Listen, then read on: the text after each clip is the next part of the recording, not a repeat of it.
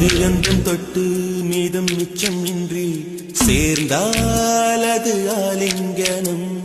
அச்சம் வெக்கம் விட்டு அந்தரங்க பூஜை செய்தால் அது ஆராதனம்.